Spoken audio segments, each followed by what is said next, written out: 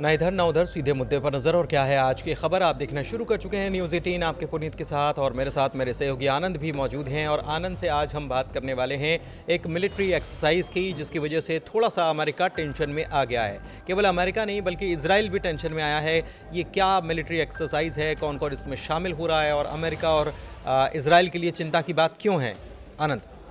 बिल्कुल, देखिए ईरान और रूस, चीन अब एक ही समुद्री तट पर साथ में दिख रहे हैं। दरअसल ओमान की खाड़ी में इन लोग का युद्ध अभ्यास शुरू होने वाला है, ईरान और चीन और रूस। रशिया। तो ये तीनों के युद्ध अभ्यास से अमेरिका, इजराइल, यूक्रेन सभी जगहों पर हड़कंप मचा हुआ है। दरअसल अमेरिका के जो राष्ट्रपति हैं डोनाल्ड ट्रंप ने एक पत्र लिखा था ईरान के supreme leader ayatollah Ali Khamenei को, और उस पत्र में लिखा था कि परमाणु चर्चा करना चाहते, परमाणु प्रस्ताव पर वो चर्चा करना चाहते हैं ईरान से। लेकिन इस चिट्ठी को ईरान ने ठुकरा दिया है, और ईरान के जो सुप्रीम लीडर हैं आयतुल्ला अली खमनेई, उन्होंने ये बताया है कि ये जो प्रस्ताव है ट्रंप की तरफ से, ये एक तरीके से अत्याचारी है।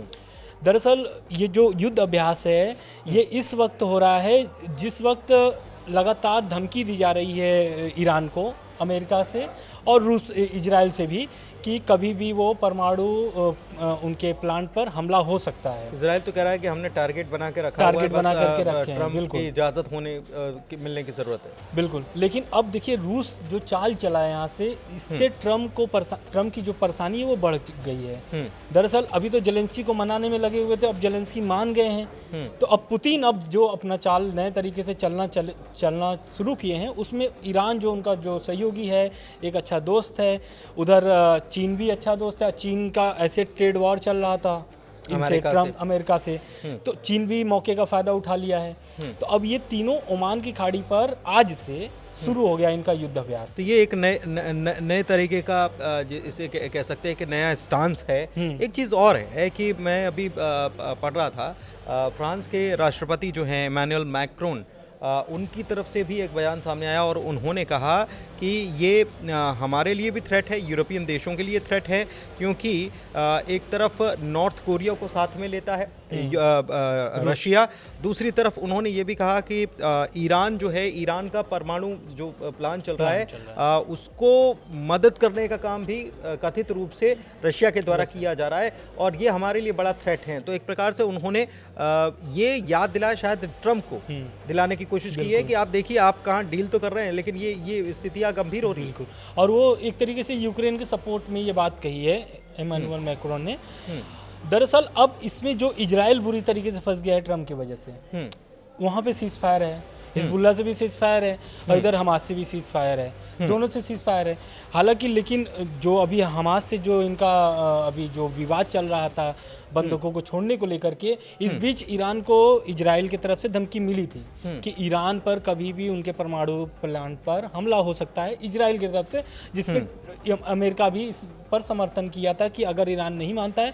हालांकि इसके पहले एक और खबर आई थी कि जो ट्रंप हैं वो इजराइल से ये बोले थे कि मैं ईरान, अगर आप ऐसा करते हो तो जो मेरी डील है, ट्रंप एक डील करना चाहते हैं ईरान से कि आप अगर डील अमेरिका से करते हैं तो उससे आपके जो प्रतिबंध लगे हैं वो प्रतिबंध धीरे धीरे हटना चालू हो जाएंगे। मतलब ऐसा अमेरिका कहता है, अगर आप डील के लिए तैयार होते हैं। डील यही है कि परमाणु हथियार नहीं बनाएंगे। बिल्कुल, हाँ।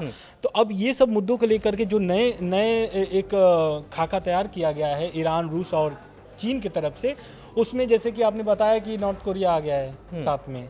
लेकिन मैं ये समझना चाह रहा हूँ कि ये इतनी टेंशन क्यों है, क्योंकि पिछले साल भी इन्होंने यही एक वॉर एक्सरसाइज की थी, 2023 में भी वॉर एक्सरसाइज की थी, लेकिन इस बार ये टेंशन ज़्यादा बन रही है इस कारण से, क्योंकि लगातार धमकी मिल रही है ईरान को, इजराइल से भी और ट्रंप से भी। ट्रंप की तरफ से तो एकदम दबाव बना हुआ है कि भाई कैसे करके भी डील के लिए आप तैयार हो जाइए।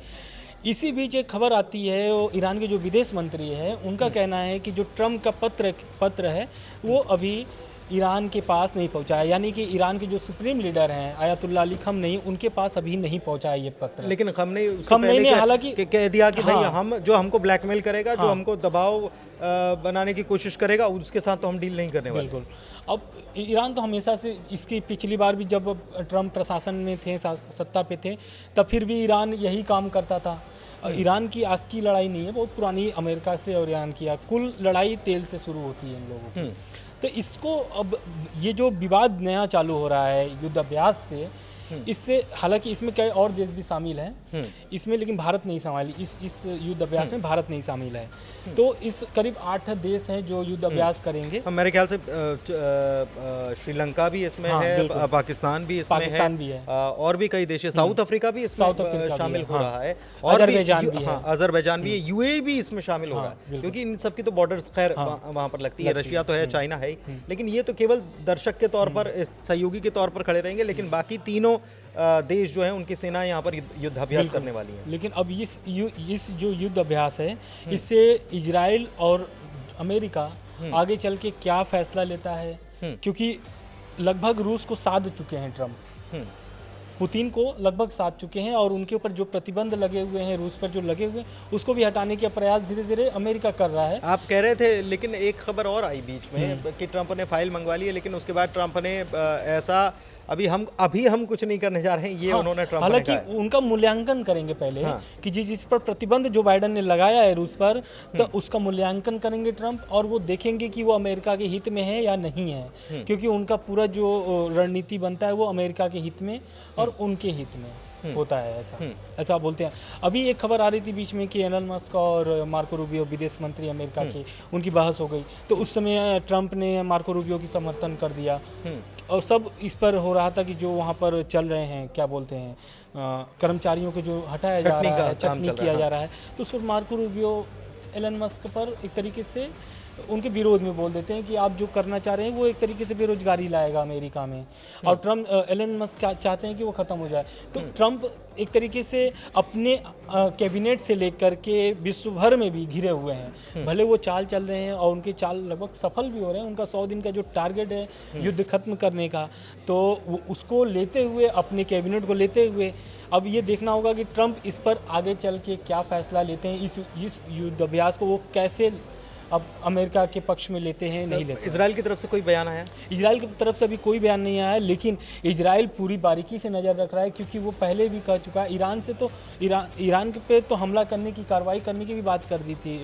इंतजार कर रहे थे बेंजामिन नेतन्याहू ट्रम्प की तरफ से बस हरी झंडी मिल जाए तो हम हमला कर दे। हरी झंडी नहीं मिल जाए, हथियार भी चाहिए, हथियार लंबी दूरी तक हमला करने के लिए हथियार भी चाहिए, और ट्रम्प से ही उम्मीद है।